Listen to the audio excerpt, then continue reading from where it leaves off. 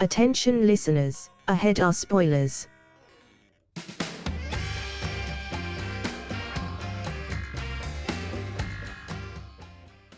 Hello, and welcome to the Movie Trap. My name is Russell Carlson, and with me, as always, Chris Borough. There's no crying in baseball. Indeed, and with me, as always, Zach Powers. There's no. Chris took the really famous one, and now I'm. He's crying, sir. On the Movie Trap, welcome. On the Movie Trap, one of the hosts that you just met picks a theme, and then each of the hosts picks a movie based on that theme. After we've watched all three movies, we then vote on an allocated amount of points, plus some bonus points that we're going to get along the way. And whichever movie wins the vote, that host gets to pick the next theme. Previously on the Movie Trap, we are in the middle of my theme of sports movies. We watched 1977's Slapshot.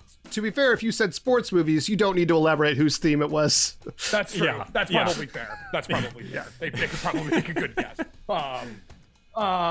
So we watched 1977 Slapshot, which was educational, to say the least. And this time is another educational pick for Zach, because it's a new movie that Zach has not seen. Correct. And that is A League of Their Own. It was the runner-up for my famous movies you haven't seen round. Right. So, yeah. So this is kind of I did not pitch this theme to lay up to Zach to pick this movie, but I kind of. Is this intentional puns or? I didn't realize that you hadn't. Oh, geez. Yeah, I hadn't realized you didn't see this one, Zach. I thought this one was like almost impossible to miss, just because of the cultural prevalence. Nope. Had not seen. I famously hate movies starring women. God. He hates movies with Madonna, so we've already made him sit through two in this podcast. And I've picked them both. Yeah, that's right. Exactly.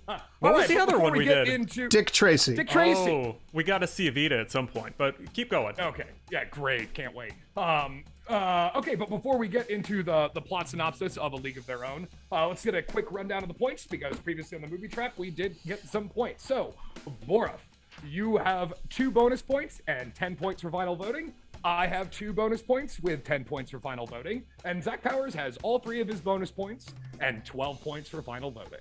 Excellent. So, with that in mind, Zach Powers, A League of Their Own. I want to start with Gina Davis. All of them. I want to start with the production note. There may, for reasons, there may be a special guest star on this episode in audio and/or visual form. I have adopted a new kitten. It is living in this office. To separate it and slowly introduce it to the new cat, you may hear tiny little meows. That is what that is, if it occurs. Okay, so on to A League of Their Own. League of Their Own is a 1992 sports comedy directed by Penny Marshall and starring Tom Hanks, Gina Davis. Really should be Gina Davis, Tom Hanks, Lori Petty, Madonna, John Lovitz, a bunch of people. Rosie O'Donnell's in the mix in here. It's a huge cast, and often if you look in the background, you see a bunch of cameos of people who became famous later, just throwing balls in the background. John Lovitz is around. Yeah. Eddie Schramm, famous from Monk. Yep. As for the plot, war! It's wartime in the United States, and that means that all of the strong and able-bodied men have been sent over to fight those nasty Krauts and show Hitler what for. Which means the American pastime of baseball has a shortage of players. And so, in 1943, and this is a thing that actually happened in real life, they decide to pursue a women's league. Particularly a man named Walter Harvey. This is a fictional character played by Gary Marshall, who decides to bankroll a new women's league in the Midwest primarily. Meanwhile, off in Oregon, 2 sisters who have a bit of a passion for baseball are visited by a scout in the form of John Lovitz, who watches one of their local games and decides that the Gina Davis character, Dottie, is exceptional enough to possibly make the cut for this new women's league. But ultimately, she only agrees to go on the condition that her sister Kit is allowed to come along. Dottie is not super committed to baseball. She mostly just wants her husband to come home alive, and so she can live her days in peace. Kit, however, is, young and tempestuous and really wants to make a go of it as a professional female baseball player. It's kind of her dream. Even though Dottie seems to be somewhat more skilled. Regardless, they both end up getting accepted for tryouts, where they head to Chicago at Harvey Field, where they do indeed make the cut, along with a number of other notable characters. A former dancer, a saucy dancer named May, quote, all the way, May Morabito, who is played by Madonna. And Doris Murphy, who is played by Rosie O'Donnell. And I think this was her other... first big starring thing. This introduced most of us to Rosie O'Donnell. Yeah, she's quite young in this. She look a baby face, as they say. And a few others. There's an illiterate woman. There's a woman whose main thing is, like, I guess she's supposed to be very unattractive, that the two sisters force John Lovitz to take along with them, even though she may not fit the profile of what the league was looking for. There is an undercurrent of sexism in the whole ordeal. They want all these women to be extremely attractive. They want them to wear skirts, even though that is not ideal for baseball and doing things like sliding into base. And the newsreels about the league are less about their skills and more about how, she's a beauty pageant winner and she makes a fine pie. Hands off, fellas, she's married. That kind of shit. Regardless, they are stuck with a reluctant manager, named Jimmy Dugan, played by Tom Hanks, a serial fuck-up and former baseball star himself, who has become a bit of a washed-up alcoholic. He takes on the task. Yeah, it's suggested that he has damaged his knee horribly in an accident, falling out of, not in the game, but falling out of a hotel window. So he has no cartilage in his knee anymore, and that's why he no longer can play. And also why he's not in Europe fighting the Nazis, which Tom Hanks obviously would love to do if he could. I mean, he does it in Saving Private Ryan. In a couple more years, he gets around to it. He's assigned to be the manager for the team by a man named Lowenstein, who kind of is Gary Marshall's second in command, in charge of running the day. He's like the commissioner, of the league. Yeah. Yeah. And so initially this endeavor starts off kind of slowly. They are sent, the team is called the Rockford Peaches of Rockford, Illinois. And it seems as though this particular endeavor is going to fall apart. The stadiums are not packed. In fact, almost no one is showing up. And the people who do show up are usually mocking and sort of cynical about the whole affair. They pick up a couple others on the way. They get, one of the players has a young son named Stillwell, who's a bit of a little shit. And, forces the bus driver to quit and all this other stuff. But the eventually, kid's borderline psychotic. Yeah. Yeah. He covers the bus driver's eyes while he's driving and almost crashes the bus, at which point the bus driver quits in the middle of nowhere and just starts a walking, which we could... He probably just died. That's the end of his story. Anyway, yeah. Yeah, they cut the scene where there's a newspaper, bus driver found frozen to death in the Ohio cornfield. Regardless... they have a bunch of, sort of vignettes where they go to like roadhouses and have a good time with the fellas before making it back just in time. And, the unattractive lady meets a guy who loves her for who she is and all this stuff. There's a whole bunch of like little sort of vignettes. Dugan comes to start having a bigger hand after Gina Davis does the majority of the managing early on, and comes to kind of have an affection for some of these ragtag players, as well as continually sexually assaulting this woman named Cuthbert, who I don't know exactly what her role is, but she's like there too. The chaperone. Yeah, okay. Because women couldn't be trusted without Right. any sort of supervisory capacity. So that's Yeah. The League is like, no cigarettes, no drinking, and no men.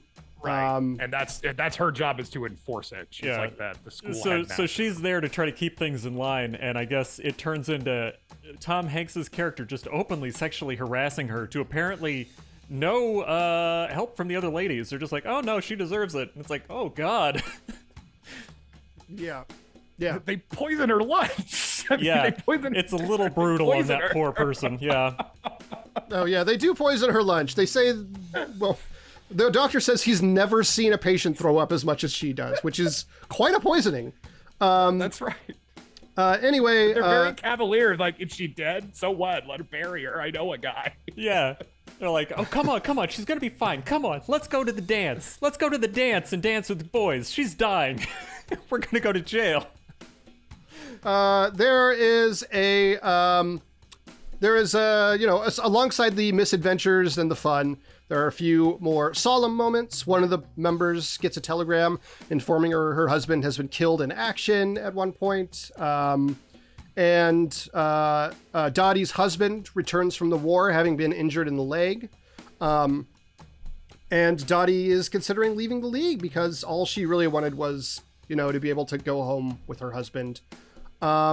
Meanwhile, Kit is jealous of Bobby and has conflicts with some of the other teammates because of her rambunctious personality and her desire to be sort of the real star of the team.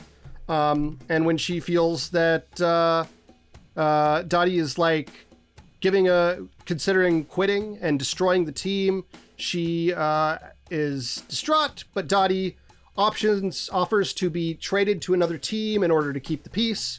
Instead, they trade Kit, causing a big conflict between the two and sending Kit to a separate team. Eventually, thanks to some good publicity pieces, some stuff in Life magazine, and increasingly exciting games, the League is really getting a second wind.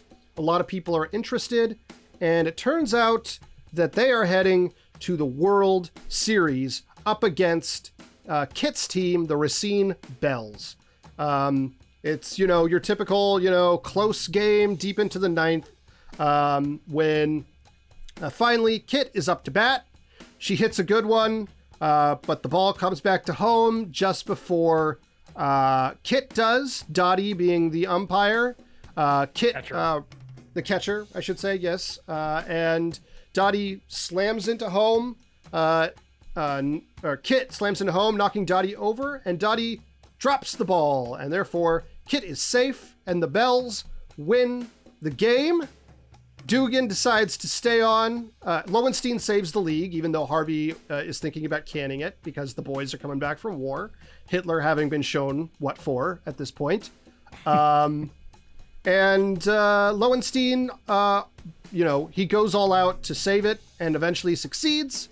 And so Dugan decides to turn down a nice offer to operate another pro team and stay with the Peaches. Dottie, however, decides to go back home and live her life. We cut back to the framing device from the beginning of the old version of Dottie, who goes to the opening of an exhibit at the Baseball Hall of Fame about the Women's League, where she meets with the surviving members of the Peaches. Notably, Dugan has passed away at this point, and a couple others. But they sing the sort of team song that they had, and the movie concludes with Dottie and Kit embracing again, now much older.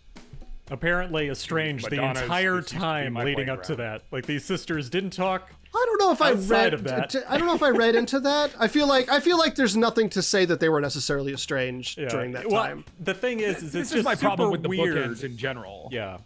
I mean, you could go ahead and say it too, because it's weird that they show up and they act like, "Oh, I'm so glad you showed up." And it's like, these two are sisters. Wouldn't they have talked? Wouldn't they have planned this trip out? And they both even presumably kinda had hint at it. families. Yeah. Yeah, they even kind of hint at it because Dottie even says that husband of hers or whatever. So you assume that she went to the wedding, For that sure. she knows who Kit's married to and everything. Yeah, This is my problem is those bookends together. They should have been cut. They didn't add anything. All it did, it didn't add anything. All it did was just kind of insist on the movie's own importance. Yeah. And it didn't really reveal anything new, you know. Well, it's just like nostalgia humping for nostalgia humping's sake. Yeah, you're already doing fucking baseball in World War II era. So I mean, you already got the nostalgia. We don't have to. When I was young, you know, like maybe there's an aspect of it that's about like this league that was considered such a joke getting this respect so many years later. Yeah. And there's a couple nice moments baked in. I think the adult version of Stillwell, the little brat kind of being like, my mom passed on, but it was important for me to be here, is kind of nice. And I'll say this about those bookends. The old casting is so good. Those old people look so much like the people they're supposed to be. It's perfect. You can tell every time which character it is. Yeah, it is pretty uncomfortable though when, for one thing, when they have Gina Davis's actress show up and she's just dubbed by Gina Davis, that was a little uncomfortable. That was weird. I would have been fine with just the actor having their own voice. Yeah. Everybody else had their own voice. I mean, everybody else. No, it's not like Rosie O'Donnell came in and dubbed over for her character. Yeah. You know, it was just Gina Davis. I thought it was anyway. They probably just did it so that people would all this know. and just not had it. But the other thing that it brings up is that it does show that they ended up in the Baseball Hall of Fame. Though that also could have just been a black screen, text on screen. These ladies all joined the blah, blah, blah Hall of Fame and then shown some photos of the actual ladies who did it. Sure. That's how I would have ended it, but I also am not Gary Marshall or Penny Marshall. Who all wrote on this? Oh, that's one thing. The story is written by two guys, or excuse me, the story came up by two ladies, Kim Wilson, Kelly Candell, and then was written by two guys. So that's a little odd, but anyway, it's baseball. Yeah, and Penny Marshall, like, really, she's a huge baseball nut. So, like, she wanted to do this because she saw, like, some Ken Burns documentary or some shit on PBS. And it is interesting. This is a movie that, you know, obviously is about a women's baseball league, but I do think it is clear that a lot of the creative voices, I know the story by and not the script by was women, but the director was a woman. I think that does shine through in the movie. And I also think this is among women, my understanding is this is kind of like a real cult classic. I think like for the audience of like, for women, this is like a really, really, really beloved film because I think it probably speaks well to their situation in a way that a lot of movies utterly fail to do. Sure. I mean, I love this movie. I think the movie's great, you know, it's like, and I'm glad it was Penny Marshall.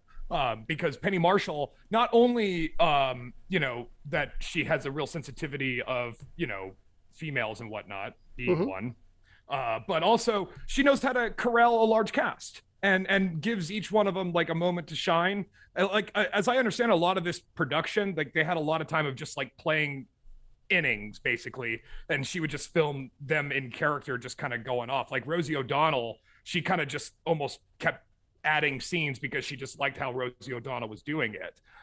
So I'm glad it was Penny Marshall because she has a good handle on this situation, which could so easily go off the rails. You know, it could so easily just be a mess.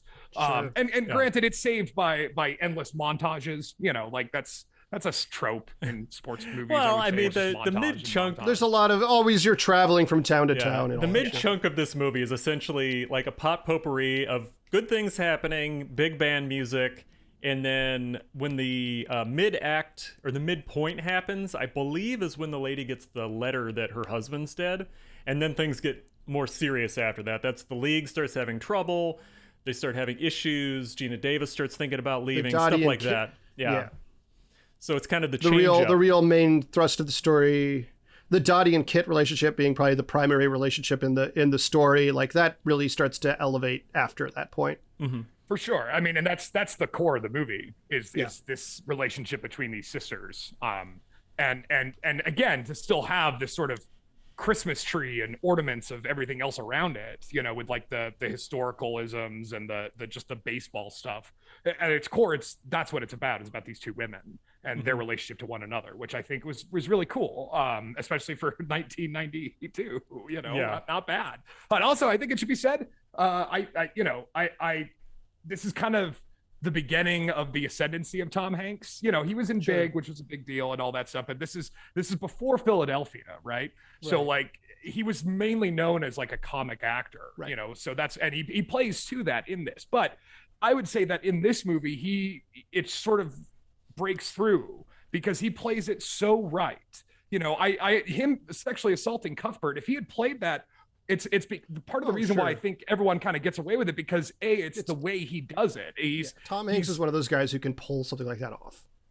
Right. Yeah. And I think it takes a real skill to play that 1 degree other way, or 1 degree another way, and it wouldn't have worked. But Tom Hanks in this movie specifically, especially, I mean, the all-time famous line of this is "no crying in baseball," right? That whole speech, the way part of the reason why it's so memorable is the way he does it. You know, like the way when the umpire comes up to him and he's like, "What's going on here?"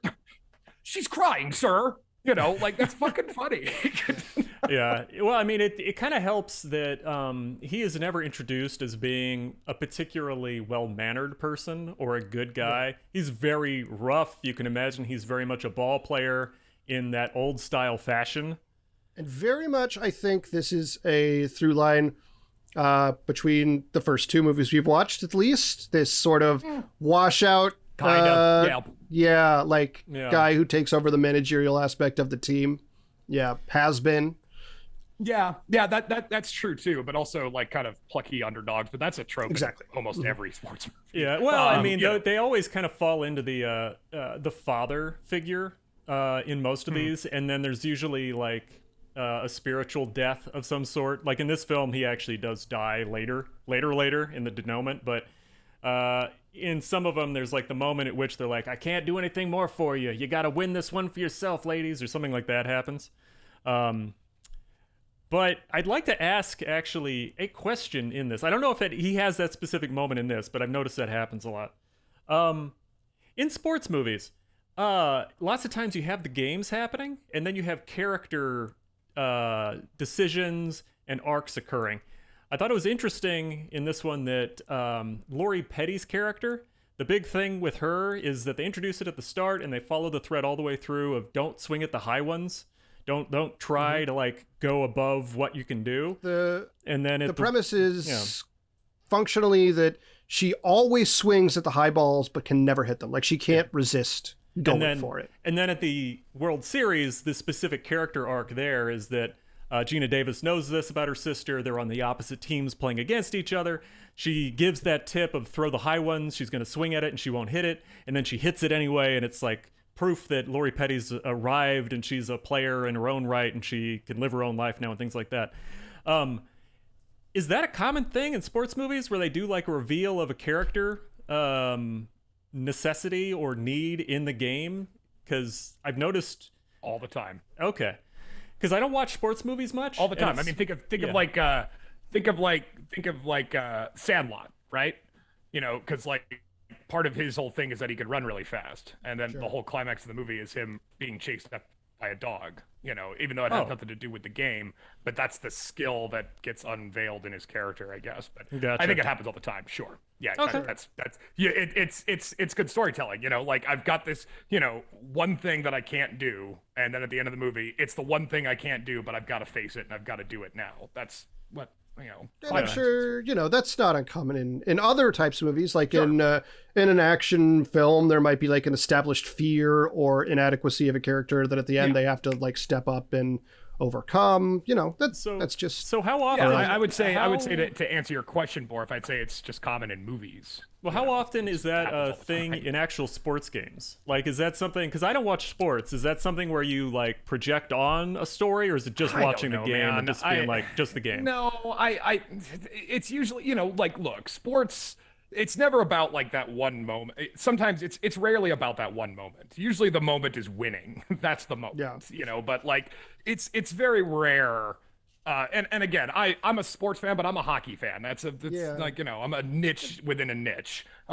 So like if I'm going to use hockey as an example, like you know, the players who do amazing stuff, you already know they could do amazing stuff. You know what I mean? Like, there's no like, oh, I hope Connor McDavid does it this time. You know he's going to do it. He does it all the time. Yeah, okay.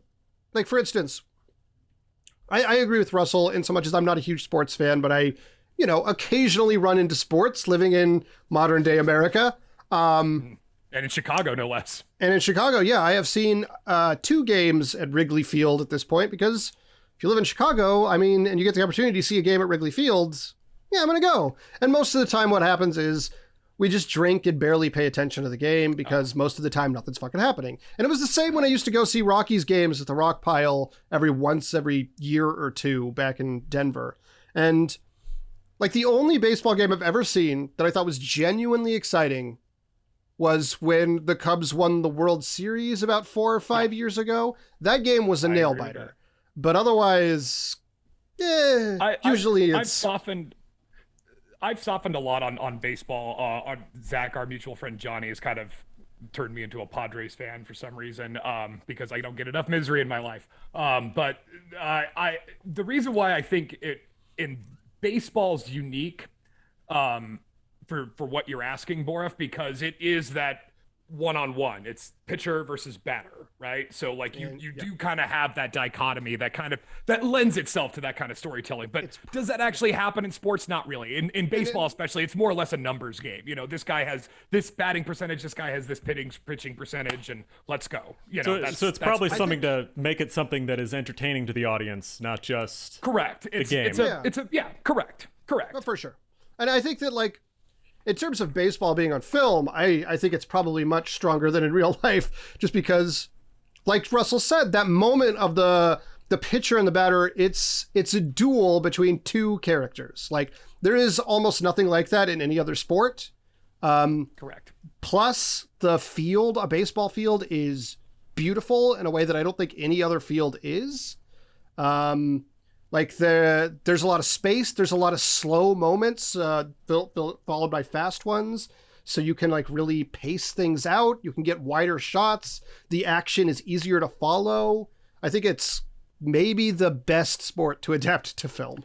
Yeah. I was kind of thinking that same thing. I might actually give you a point for that, Zach, because I was kind of thinking myself that there aren't really other sports that would play out like this, because like you can't do cricket because it's literally just 2 people smacking it back and forth for like 3 minutes and then it's done. Or bowling. You explain to me those fucking rules, because I watched a documentary about like on Netflix about some cricket player, and they showed a lot of cricket. I'm like, I have no idea what and they're like, oh, I pitched 74. I'm like, 74 what? The fuck does that mean? The other thing that... Go ahead. I was just going to say, I played cricket once in high school, and I'm pretty sure the only memory I have from it is that 2 guys got into a big fight because they didn't understand the rules. Was I there? Anyway.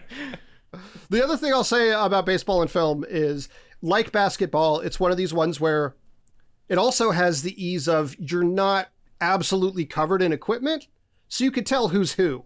Like in films, when you film a football movie, you have to get there's always those shots very close in on the face of people, because otherwise you can't tell who the fuck is who on the field.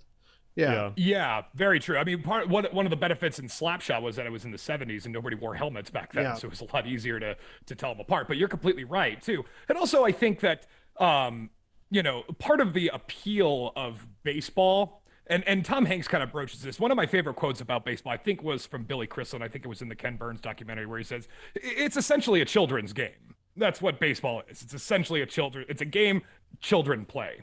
And yet you will see grown men get very animated about not only playing it, but just watching it. That's kind of, and Tom Hanks kind of touches on that too in his confrontation with Gina Davis, where he says it's of course it's hard. It's supposed to be hard. If it was easy, everyone would do it. That's what makes it great. And that's, again, great delivery by Tom Hanks. But and I think that, and plus, when you're watching a baseball game, unlike, I think Zach's got a good point that like it's a much more, you're more or less like a day at the park, right? Even if you go to like a football game, it's all gridiron, right? Like it's all gridded out, and it's and you're so far away from it that that's but anyway, I sort of think that's why the only other sport that I think is probably comparable to filming with baseball would be boxing. Boxing, sure, boxing is very much like an easy filmable one guy thing against one guy, or one woman against one woman, or any variation thereof. And that's why it's when we did Slapshot, like, and I kind of talked about how there aren't any good hockey movies. That's part of the reason why. It's just hard to translate well. I mean, they can't even translate on television very well, in my opinion, in some sports. You know, and that's honestly, I mean, I feel the same way about baseball. I watching a baseball game on the TV, I'm more or less bored, but if I'm there live, I'm kind of into it because again, and Zach's right, the booze helps. You know, that helps. It's a lot of downtime, but when you hear the crack, it's always you always turn your head and see like what the fuck's going on. It's kind of like it's an audience event. It's like seeing a comedy alone versus seeing it in a big audience in a theater. It's something that requires the sense of the group to be able to enjoy it, in my opinion. Or certain horror movies, like I would get scared by myself, but it's always nicer when you can see a whole group of people who are terrified as crap on the edge of their seat. It just has a different vibe. So yeah, I could totally get that. Like being in person for a sports game seems like it's more fun than watching it. For sure. It is. Yeah. I mean, even as a non-sports fan, I can see, like I would never watch a whole baseball game at home, with the exception of that Cubs game I mentioned earlier from the World Series. Yeah, that was probably one of the most significant baseball games of a couple of decades. So I don't blame you for tuning in on that one. And that was exciting. That was pretty cool. But I have a decent time at the ballpark every time I go, even if I literally can't remember who won a given game in a week. Right. Yeah. I mean, like I said, our mutual friend Johnny, Zach, has kind of turned me on to baseball more or less. And when hockey obviously was on, I kind of latched onto it. And because I don't have enough pain and misery in my life. But I wanted to, I think I don't want to brush over the kind of historical nature of this movie. You know, the fact that it takes place in World War II and that it's based off a real, more or less a true story. Sure. And you know, they took a lot of liberties. For example, like it never really struggled. Like during it, people latched on to women's baseball, had no problem with it. And part of that reason is that, you know, when you're in some of these towns, they don't get a chance to see a fucking baseball game all that often. So they're happy to be there. You know, there wasn't a lot of games on the radio, certainly not television or anything. So like they're more or less, hey, fucking, you know, that's why, you know, circus is in town. Let's go. I don't think you TV know, like, even I think existed yet. No, but even more so, rarely were games even played on the radio. Like you could only get certain, if you were in a certain region, you could listen to a game on the radio. But if you were outside of that region, you had no way. It wasn't until and I even read that that's kind of what almost killed the women's league in real life, was that the advent of radio, and when they started broadcasting all the other baseball games from Major League Baseball, people could just, you know, listen to it at home. This naturally leads into something I really enjoy about this movie, is that I think that there are some very clever lines in this movie. One of them being, one that stuck with me, is there's a part where a radio broadcaster is talking about the game, and he's like, so come on down if you're in the area, which you certainly are, because this is a very weak broadcast.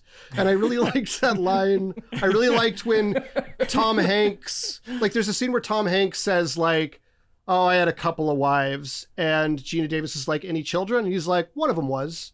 Like, I think the script is actually very funny in this movie. Like, there's little, like, dry moments like that, aside from, like, the big moments, you know, of it's probably a good thing, stuff like that Penny, really works. It's a good thing that Penny Marshall directed it, because there are a couple of things in this that if a male had been directing it, I think it would have come across as very cringy and unpleasant. Like, they have the uglies trope, where there's the ugly player who then meets a guy who's kind of average looking, and they're like, oh, there's somebody for everybody. And, you know, they kind of handle it in a little bit of an odd sense, but I'm very glad they didn't have the entire sequence that you usually see in these of not Persephone. Makeover, yeah. Right. Yeah, no, there's no My Fair Lady. Yeah. Right, yeah.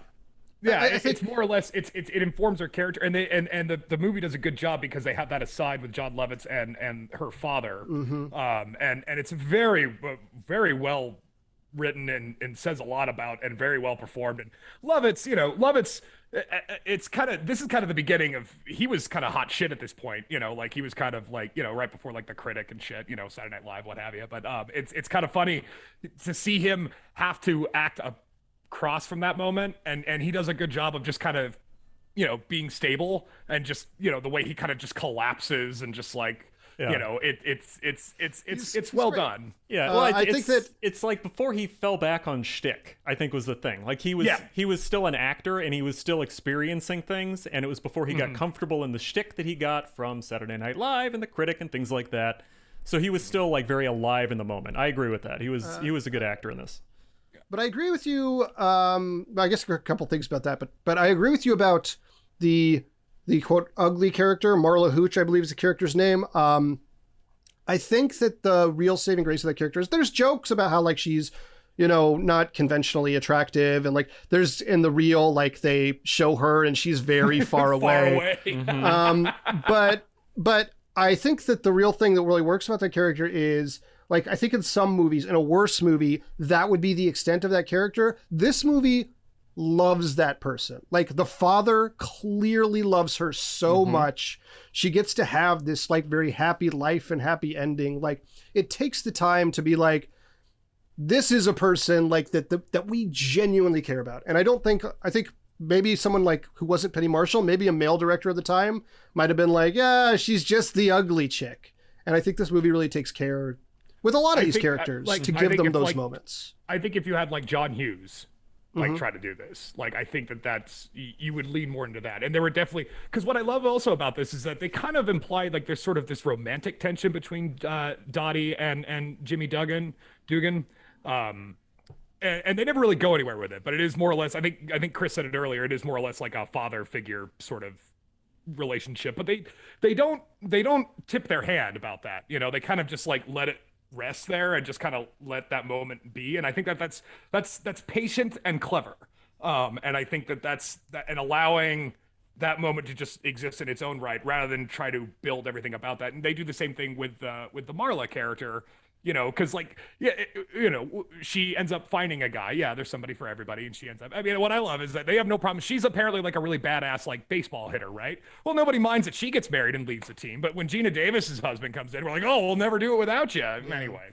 But yeah, I also think that's, I think Zach's also right that unlike Slapshot, this movie loves these characters. Like I feel like Slapshot was more or less kind of cynical and kind of nasty to these characters, whereas this movie is funny and will have jokes at their expense, but at the core of it there's a romanticism to these people that Penny Marshall I think is able to corral. Well, it seems like in Slapshot the characters were assholes mostly and the movie knew it. Yeah. Well, it also it feels like this one was aimed sort of at like people from that time period, because I remember my grandmother loved this movie a lot, and I remember that my mother loved this movie a lot. So it was one of these things where, you know, some of the issues they were dealing with were actually pretty consistent, like the one lady who's unable to read, a lot of these women being replaced when the men came back. And of course in the real world that was a horrifying situation because, you know, women had gone off to work in factories and had jobs. And when the husbands came home, it's like, oh, well, you have to not work now. And ladies weren't really able to get back into the workplace with that level until like the 70s. So, you know, there were questions, and it was, you know. I think I want to generally give Chris a point for sort of some of his stuff about like how the ways in which Penny Marshall and the movie is so cognizant of not beyond just being a fun comedy, like a lot of these issues. I think that's accurate and well observed. The one downside I would say is the moment with the black woman is so throwaway. It's like almost don't include it. Like if you're not gonna dig, just don't. Yeah, don't and you sort of it's like it's the movie giving itself permission to not have any people of color. That's you know, like that's what it's doing. It's giving itself permission. It's letting itself off the hook. It really felt like virtue signaling to steal a comment from the right, because it's one of those things like, you know, they have actual like black players that had things happen later, and I mean it wasn't the same situation, but I think it could be a suggestion that these ladies opened up some of that so that eventually men could play. But I don't know when the first black baseball player was. It was 1947 that Jackie Robinson. Okay, so it was after World War II then. It was after World War II. Okay, correct. So I mean, and that's what it's hinting at, but like you're almost like, well, we fucking know that. We already know. You don't have to. It's not adding anything other than drawing attention to a nightmarish racial inequality that we've had forever and maintained to this day. Yeah, that's right. Yeah, yep. Going strong. Sorry, podcast listeners. That's right. That's right. If you like Trump, we probably don't like you. I don't know what to tell you. Well, I mean, I can't say there's no accounting for good taste. But I think that I think Borif's got a point there, and I think you do too, Zach, about that kind of thing being kind of throwaway. And there's a lot of moments in here because that's why I wanted to ask you guys. Do you think that part of this movie's legacy is still kind of the hangover from the 80s? Like where it's this kind of nostalgia worship sort of thing, and it kind of re-evoking that. I mean, we kind of get away from that in mainstream Hollywood in the 90s. Nostalgia so this for is still who? kind of early. For boomers, I'm sorry. Yes. For Stillwell. Stillwell. Yeah. That could be. Stillwell, the monster boomer. Yeah, I mean, it's absolutely. I would say this movie is definitely in line with the parent worship that happened with a lot of boomers. That was strange. Like Forrest Gump was hard into that too. Sure. I will say, to be fair, boomer nostalgia is definitely like 50s. The 40s would be like silent generation. Stillwell would be like a silent generation kid because the first boomers were, the baby boom after World War II. Okay. That's why every Stephen King book takes place in like 1954. That's their era. That's fair. Well, I meant it more in terms of just like the greatest generation and sort of the. I've just noticed that seems to be a thing with boomers. They idolize people who were in World War II as the good old days and cleaner, and we knew who we were fighting and stuff like that. Which changes over time, but yeah. Yeah, I don't know. Yeah, I feel like a lot of it's agree. The clean yards and white picket fences and suburban boom of the Eisenhower era is kind of their is a lot of their fetish too. But obviously, for all of America, World War II is just, it's one of those wars where it's like, oh, we were fighting some really bad people. Like, you could feel pretty good about World War II and the Civil War for most of us because, like, the people we were fighting. Again, we don't like you if you're a Trump supporter. Yes. If you want the Confederacy to rise again, you can fuck right off. The Confederacy was awful. It was terrible.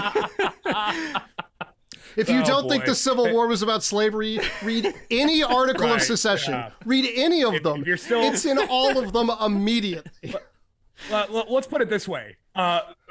The Professional Women's Baseball League lasted longer than the Confederacy. Anyway, so but what I'm not talking about just like nostalgia worship of World War II, although that's kind of part of it. But in the 80s, you had all these like kind of family movies coming out in mainstream Hollywood with like these kind of family oriented movies, John Hughes, the like, what have you. So like it is this kind of like a hangover from that still, like where we're still kind of getting out of that generation of film, I think moving into the Pulp Fictions, Well, when you look at the time period, I would definitely say that it is. It's probably towards the end of that cycle, because if you look at the average age of boomers, this is probably when most of them had like 10-year-old kids they could take to movies. Earlier than that, during the 80s, during like Spielberg's big period, they probably, a bunch of Gen X kids would have been like 8 or 9, so they had to have movies to take their kids to. And that's why they were just super, super successful, I think, other than just being good movies. For sure. Yeah, for sure. A feel of movie that I talk about and I can never quite explain what I mean, but in a way it feels to me, because of when I grew up, like the most like a movie can feel, which is not a good or bad thing necessarily. And it's like 9 to 5 has that feel, right? This has that feel. And I think the 90s were when Home Alone came out the same year as this. I think that has this feel. And in 94, the year Pulp Fiction came out, Pulp Fiction doesn't feel like it as much, but Shawshank Redemption very much does. And they came out the same year. It feels like the artifice. Like, not in a bad way, but it feels like the artifice of making a movie is different. Like, once they got into, like, Pulp Fiction and stuff like that, they get into the metafictional stuff and the deconstructivist stuff that happens with the Gen Xers, and they get all weird with earnest. meta and, like, Christopher Nolan, like, breaking the entire structure of stories up and doing weird stuff. Yeah, they don't experiment too hard. Yeah. It's very earnest. It's very much like accept me as this like very straightforward as I am thing. Yeah, sure. That's why I think that one of this movie stands the test of time. I mean, for me, it's like this is a top tier like homesick or hungover movie, like top tier. Like you could, it demands very little from you as an audience member, and still easily to digest and for more or less enjoyable. You know, like it's a top tier one of those movies. So I get what you're picking down. I really understand what you're saying. That there are certain movies that are just good. You know, like they're just good movies. You know, like, and this is one of those movies. Like it's just a good movie. Can I highlight a different example of what I'm talking about? Sure. It's not the same genre, but like you get horror movies from like the 80s and early 90s and stuff, right? And they're like these slashers. They're very movies. And I think to Chris's point about the sort of metatextual stuff, like Scream is a big turning point where like the movie is very much about like these are the rules of horror movies, and like that's what happened in the 90s. And I think I can't remember which of you was it Russell who said like mentioned Pulp Fiction as like this breaking point in that. I think it was like it's before. I want to give Russell a point for that because I think it's quite astute, and I think this is the end of this kind of feel of movies. Like these are the last. Yeah, they've tried to do these since, and they don't play as well. Like my memory of like Lincoln, for example, that was like it's pretty old now, but it's like he hasn't really progressed from this point as a filmmaker. Like Steven Spielberg hasn't changed. Hidden Figures feels like a movie, and it's fine, but it's like not. It's just not what people want as much nowadays. I think it's you start to get antibodies to it. You know, like you just start to develop, like you just kind of get like even you know, like even in other sports movies later on, like Cinderella Man, you know, with Russell Crowe and Giamatti, like even that movie has the kind of same kind of feel to it. You know, it's Ron Howard, you know, and it's kind of got that feel. But I think you're right, Zach. I think that, you know what, Zach, I'm giving you a point because I think that nowadays I don't know if it just doesn't latch on as much anymore, or if just the market's so inundated with like Marvel shit that nobody cares anymore. So like I don't know, but it does seem like, but it's not like this only happened in this particular time period. I mean, any Billy Wilder film you could probably watch and say like, oh, that's a good fucking movie, and I'm glad I watched it. You know, like that's and Spielberg. When you're talking about Lincoln, I think what made Lincoln a little bit elevated as far as Spielberg type of movie was not just Daniel Day-Lewis, though that's part of it. Because I think whenever you're making a movie with Daniel Day-Lewis, he's pretty much the movie. If he's the main character. Yeah.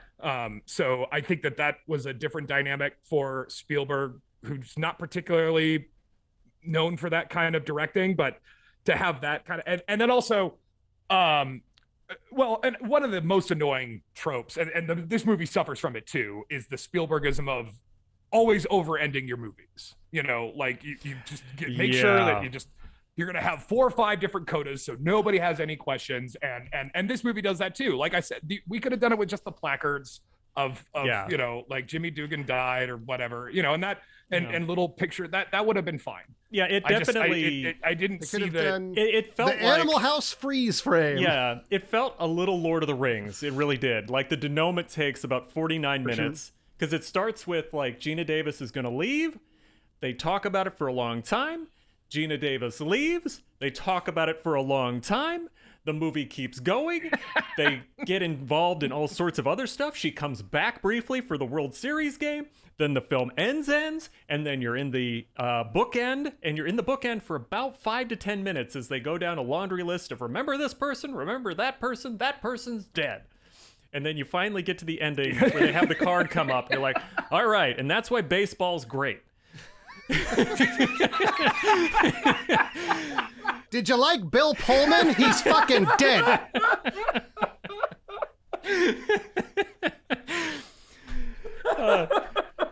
Sorry. Oh boy. Are you watching this in 2021? They're all fucking dead. Every single one of them. believe John Lovitz's character is still alive. I know that guy should have been dead. No kidding. Just like got a cigar in every scene. Right. Yeah. I love that character. I really liked when he's talking to the guy in the train and he's like, if I had your line of work, I'd kill myself. Every time I gotta sit next to these people. I'm just too friendly. My favorite memory of that guy is when he's leaving the ladies at tryouts and he's like, I hate it when they get attached to me. I hate that. And he just walks away. He's like cursing to himself for having made friends accidentally. He just doesn't understand why they care. He's like, what's the line he says? He said, like, oh, sure, I'm just gonna go home, get a shower, give the wife a little pickle tickle. It's like, what the fuck? Oh boy. I watched this with my girlfriend. I don't know if you guys watched it with your significant others. But I will say this, and I have heard this confirmed externally by others. David Strathairn is Ira Lowenstein, certified hottie, according to every woman in this movie, according to every woman that I have heard talk about the subject. The commissioner with the glasses. Yeah. Oh, I could see that. He's definitely bookish. He's like a bookish shot. I can see that. Like, if I made a biopic of Groucho Marx in the 90s, he's my pick to play Groucho. He looks like Groucho. He like put the shoe shine on his mustache. He'd fucking nail it. But can we talk about Madonna? Yeah. Sure. Because I think that's another kind of odd hangover from the 80s, is including when Madonna was at this point in her career where she kind of fancied herself an actress. This is right after Dick Tracy. I think it is too. I think that was 91, right? And this is 92 or 90, or very, very, or maybe right 90, after Dick Tracy. So like, Dick Tracy was all in studio, right? It was all on yes, set pieces absolutely, and stuff like that. It was all controlled studio shoot. Whereas this, they all shot it in Chicago and outside, and they actually went places. Madonna apparently, according to the IMDb page, had an absolutely terrible time with this movie. Absolutely hated it. And nobody else cared for her either, because when they were doing the World Series, I had all these extras while they're setting up. So like some of the actors would come out, and like sing a song for the extras. Tom Hanks apparently did a little puppet show out of the dugout, and Rosie O'Donnell did some of her stand up. Everybody was there, and they asked Madonna, "Would you want to go sing a song?" Madonna's like, "Fuck it, I'm not singing these people." So she's not even welcome in that town anymore. She's like, well, I can see that. I mean, she was a huge star at the time, so it's for sure she was a box office draw, no doubt. And part of what I read was that Deborah Winger was actually the one who was supposed to be playing All the Way May? Dottie. She was supposed to be playing Dottie, but right at the last minute dropped out because she didn't want to work with Madonna. She thought that was a dumb casting choice. She did not want to. Apparently, that's what I read. So they got Gina Davis, so much so that they had already dyed Kit's hair red to match Deborah Winger. So Gina Davis had to dye her hair red to match Kit matching Deborah Winger. So I just think it's interesting that Madonna is that, and she never really did anything as far as, I mean, I guess Evita. I guess Evita's it what felt like Beaches. Yeah, I mean, it felt like stunt casting a little bit. Like I could tell that they wanted someone who would be, like, they were definitely playing off of her sex symbol status from the 80s as sort of being the wild girl or the slightly dirty girl. So I could see why they cast her in this, but I remember at the time it definitely stuck out, and I think that was the one character that my grandmother was like, she's too scandalous for this, and she had a real hard time watching this movie with her in it. I'll say this. I think, generally speaking, Madonna's quite a poor actress. This is maybe the best performance I've seen from her. Yeah. I don't think anybody in the movie drops the ball for me. Yeah, I think her and Rosie O'Donnell definitely have a good chemistry between those two, and the fact that all of their scenes in which she does anything is based off that is definitely helped by having Rosie O'Donnell there. Yeah. Well, and Penny Marshall's like from New York, so she's got that New York roughness, and that's why her and Rosie got on like ducks in a pond, because they're from the same neighborhood. So, and Madonna, Madonna's not really she's kind of an outsider to all of this, and it's not like she came from a baseball fan. But I agree with you, Zach. I think that for all the misery that apparently she was under, she did okay. I thought she did pretty well. But I think what would have been a better choice, rather than just casting Madonna just for the box office receipts, which it's not like this movie, it didn't like get nominated for a bunch of awards or anything. It was successful, and it stood the test of time, but it's not like the Academy noticed. But I mean, apparently they were looking at Marissa Tomei, who had just come off of My Cousin Vinny. She would have been great. They were looking at her, but she couldn't play baseball. That was what Betty. There's apparently footage of during My Cousin Vinny when Marissa Tomei was auditioning for this, of Joe Pesci teaching Marissa Tomei how to play baseball so she could audition for this part. I do like George Roy Hill for Slapshot. I respect that Penny Marshall wanted that out of her performance. You got to at least play. Well, Gina Davis, with George Roy Hill, you got to at least skate. Well, Gina Davis is she was a athlete. Like, she is a archer. She was like an Olympic archer. I didn't know that. Yeah, she's a solid athlete. Yeah, she's she's still good at it. Like, there's like video of her out there now, like at her current age, going out full archery and just like nailing bullshots or bullseyes. So yeah, I mean, I don't know if that influenced her performance in this or not, but might be. Maybe. Yeah. I mean, and some of the, in terms of being able to play baseball, like there were my first thought was like, well, they could work around that, but there are definitely scenes of them genuinely doing. Like, there's a scene where a character has a very nasty bruise on her thigh, 100% real. Yep. Like, that actress just like slid and got a horrific looking bruise, and they were like, fuck it, we'll put it in the movie. I think somebody else broke their nose. Like, during the filming someone of the supposedly movie? broke their foot. I think Lori Petty said she broke her foot. Yeah. So there was definitely like some real like baseball playing going on, which would be dangerous if you don't know how to play. So I should not do it. Right. And that's why I understand. I sort of, that's as I understand it, that's how the production kind of went down, is that she would just like have them play basically and just kind of shoot random asides and just kind of go things on the fly. That's why Rosie O'Donnell gets a lot of screen time, just because she was just so into it and was able to just, Penny Marshall just loved it and just kind of rolled with it. That's fun. I think that's really great. I was curious about how successful this movie was, because you guys kind of mentioned how it did at the box office. In its first weekend, it finished second behind Batman Returns. Yeah. But it did have staying. Man. It had staying power, and it managed to make quite a bit of money. It made $132 million against its $40 million budget, so it did pretty well. Yeah, that's it. But I would have thought that, considering how strong Tom Hanks was in this movie, I mean, he almost steals the movie, and that's a tough thing to do when everybody else is doing so well. Mm-hmm. I would have thought I swore he would have got nominated for this one, because it seems like it was after this that he just gets nominated for fucking everything. After Philadelphia. Yeah, it was a warm up. It was definitely a warm up for him to get into real things, because this was also like right before the movie I just mentioned earlier, Forrest Gump. He did Forrest Gump, I think 3 years later, and then that one really kind of cracked open the thing, so he started getting like more adult parts. But this one definitely got him heading that direction more than like Turner and Hooch. Sure. or even Penny Marshall's previous movie with him, Big. I mean, Big was a big comedy back then, and but I mean, he'd already done Bosom Buddies, so I mean, he was already kind of known as being like a comedian, comic actor, So it's fun to see him do this role and walk that line of being funny, like breathtakingly funny, but yet still very grounded and human and not cartoonish at all. Like, he's very much like. You're right. This is. I mean, what, the year after this, I guess, was Philadelphia, and the year after that was Forrest Gump. And at that point, it's like Tom Hanks is the Tom Hanks king of Hollywood. Yeah, right. Yeah. So this is why I think this movie is not only good, but it's also kind of educational in that respect, because you see a lot of younger. I mean, David Strathairn won an Oscar for fucking playing for Good Night and Good Luck. So like there's a lot of talent in this movie, and that's why I'm glad you chose it, Zach. I guess we should probably. I'm glad I watched it. I've never seen it, and I'm glad I got to. Yeah. Should we do quick round final thoughts? You betcha. Chris, why don't you start, since you're going to announce your movie next? Sure. I thought this one was great. I wasn't really going into it unaware that it was kind of a classic. So for me, it was mostly revisiting it and going like, oh, okay, I remember this scene, I remember that scene.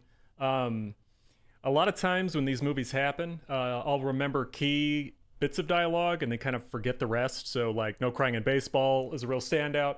But in this one, a lot of the character moments did kind of stick with me. And I think the fact that a movie that is so upbeat and involves baseball, but also has a scene in which a woman finds out that her husband has died in World War II, and it's pretty tragic.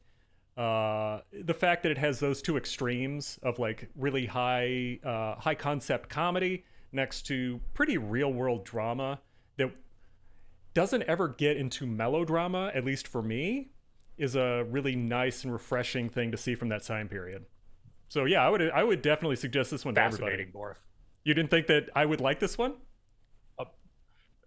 No. I just the fact that I thought your melodrama radar was going off on this movie. So the fact that it was tempered is impressive. It speaks a lot to the movie. I kind of agree with everything you said. That and like I said earlier, this is a top tier hungover movie. Like if you've had a hard night and you just want to sit down and watch something that is fucking easy to watch, this is up there. Mm-hmm.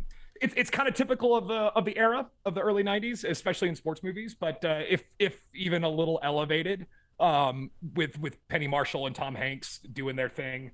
I think that when it comes to these sort of family comedies, because this is it's meant for families. I think Borf said it earlier. This is a movie for people to bring their kids to, and it's going to be relatively harmless. If not, they're a little too influenced by Stillwell. Am I right?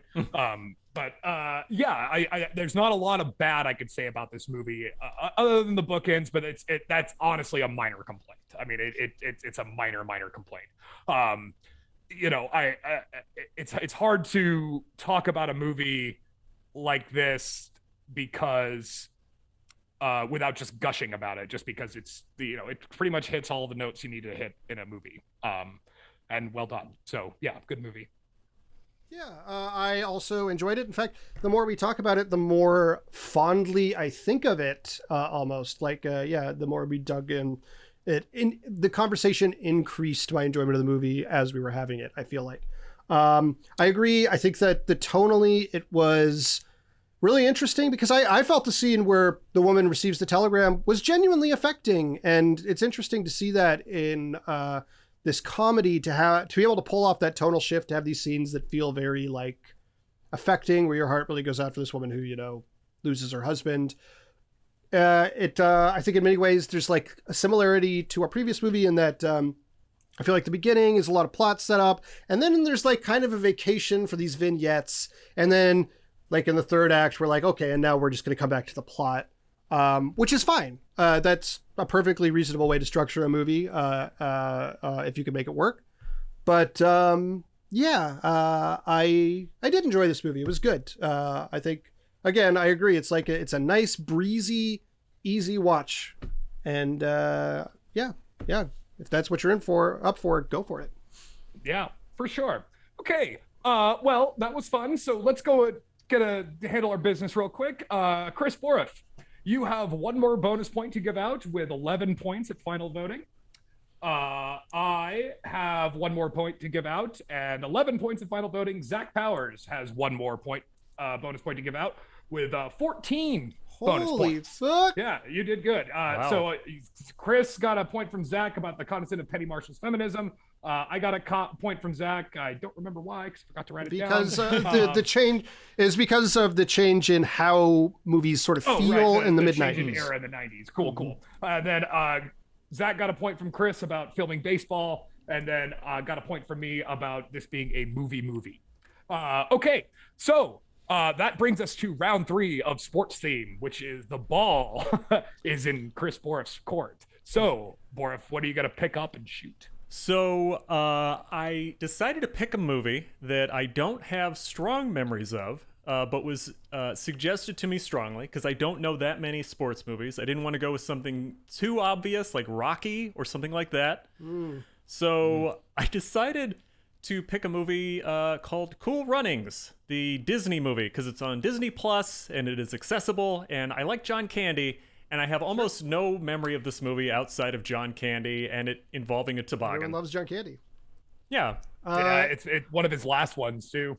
Yeah. Well, I think an interesting pick from Chris. Guys, I'm going to make a crazy proposition. Let's make a vow right now that next time we record, we wear the exact same clothes. You know what? I say, you know what, Zach? You're on. I'm going to, you know what? I'm not even going to. Yeah, I'm gonna do exactly. Let's just do when we come back to record. I don't know. It just feels like a fun thing to do. Yeah, right. Yeah. I think it'll be fun. Yeah, I'll even I'll keep my beard this length too. I'll do that. I'll do that for you, Zach. Me too. I'm gonna do that. I'm not gonna get a haircut. I'm not gonna trim or lengthen my beard. That's right. My fingernails are gonna maintain their dirtiness, and we'll keep going. Okay, well that was fun, and for weird choice for cool runnings for you. I swore you were gonna pick like rollerball or some shit. But anyway. So yeah, well, join us next time for cool runnings. Find us all over the place on Spotify. Like us on YouTube. Like us on anywhere you get your podcast. Write a review. Tell us how nice we are. And tell your friends. Okay, with that, I have been Russell Carlson, and I was joined by Chris Bourne. Take it easy. No crying in baseball. And I was also joined by Zach Bowers. Justice for Mrs. Cutbirth. When are we gonna get a Me Too for Mrs. Cutbirth? Oh, God. All right, and as we say on the Movie Trap, Diane Ladd is too young to play Chevy Chase's mom. Movie Trap promise. See you guys. And grabbed her milky white. May, what are you giving her to read? Oh, what difference does it make? She's reading, okay? That's the important thing. Now go away. Go. Shoot. Go ahead, Shirley. You're doing good. Thanks, great. Milky white